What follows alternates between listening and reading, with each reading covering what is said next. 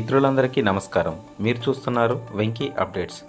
తమిళనాడు ముఖ్యమంత్రి విజయ్ బాధ్యతలు చేపట్టిన తర్వాత ఆయన తీసుకుంటున్న కొన్ని నిర్ణయాలు, ఆకస్మిక తనిఖీలు, ప్రజల మధ్యకు వెళ్లే విధానం రాష్ట్ర వ్యాప్తంగా చర్చనీయాంశంగా మారుతున్నాయి.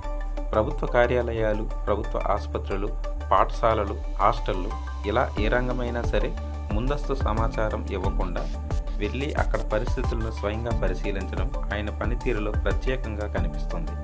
కొందరు దీనిని ప్రజలకు దగ్గరయ్యే పాలనగా అభినందిస్తుంటే, మరికొందరు ఇలాంటి ఆకస్మిక తనిఖీలతో అధికార యంత్రాంగం మరింత బాధ్యతాయుతంగా పనిచేస్తుందని అభిప్రాయపడుతున్నారు. ఇలాంటి మరో సంఘటనే ఇప్పుడు తమిళనాడులో జరిగింది. ఎలాంటి ముందస్తు సమాచారం లేకుండా ముఖ్యమంత్రి విజయ్ నేరుగా చెన్నైలోని ఎంసీ రాజా ఆది ద్రావిడ విద్యార్థుల హాస్టల్కు వెళ్లారు. అక్కడికి వెళ్ళిన తర్వాత అధికారులు చెప్పే వివరాలు వినకుండా నేరుగా విద్యార్థుల దగ్గరికి వెళ్ళి ఒకే ఒక ప్రశ్న అడిగారు. మీకు ఎలాంటి సమస్యలు ఉన్నాయి, నిర్భయంగా చెప్పండి. ముఖ్యమంత్రి స్వయంగా అడగడంతో విద్యార్థులు కూడా ఎలాంటి సంకోచం లేకుండా తమ సమస్యలను ఒక్కొక్కటిగా వివరించడం ప్రారంభించారు. ముందుగా వారు చెప్పింది భోజనం గురించి. హాస్టల్లో అందించే ఆహారం నాణ్యత చాలా దారుణంగా ఉందని, కొన్నిసార్లు భోజనంలో పురుగులు కూడా కనిపిస్తున్నాయని తెలిపారు. గతంలో కూడా ఈ విషయంపై ఫిర్యాదు చేశామని, కానీ కొద్ది రోజులు మాత్రమే పరిస్థితి మెరుగై మళ్ళీ పాత పరిస్థితికే వెళ్ళిపోయిందని చెప్పారు. ఆ తర్వాత తాగునీటి సమస్యను ప్రస్తావించారు. సరిపడా తాగునీరు అందడం లేదని, బాత్రూంలు శుభ్రంగా ఉండడం లేదని, హాస్టల్ పరిశుభ్రత కూడా ఆశించిన స్థాయిలో లేదని విద్యార్థులు వివరించారు.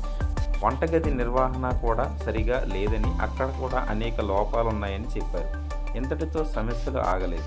హాస్టల్ వార్డెన్, వాచ్మెన్ల ప్రవర్తన కూడా సరిగా లేదని, విద్యార్థులతో మర్యాదగా వ్యవహరించడం లేదని కొందరు విద్యార్థులు ఫిర్యాదు చేశారు.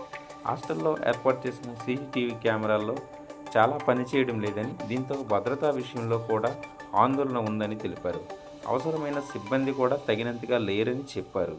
విద్యార్థులు చెబుతున్న ప్రతి అంశాన్ని ముఖ్యమంత్రి విజయ్ ఎంతో శ్రద్ధగా విన్నారు. ఆయన వెంట వచ్చిన వ్యక్తిగత సహాయకుడు ప్రతి ఫిర్యాదును విడివిడిగా నోట్ చేసుకున్నారు. అనంతరం సంబంధిత అధికారులను పిలిచి సమస్యలను త్వరితగతిన పరిష్కరించేలా చర్యలు తీసుకోవాలని, అలాగే రాజకీయాల్లో మాట ఇవ్వడం చాలా సులభం, కానీ ఆ మాటను గుర్తుంచుకుని అధికారంలోకి వచ్చిన తర్వాత నిలబెట్టుకోవడం మాత్రం చాలా అరుదు. ఇప్పుడు తమిళనాడు ముఖ్యమంత్రి విజయ్ చేసిన పని గురించి చాలామంది మాట్లాడుకుంటున్నారు.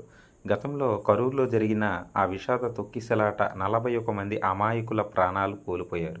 ఆ ఘటన తర్వాత బాధిత కుటుంబాలకు అండగా ఉంటానని విజయ్ హామీ ఇచ్చారు.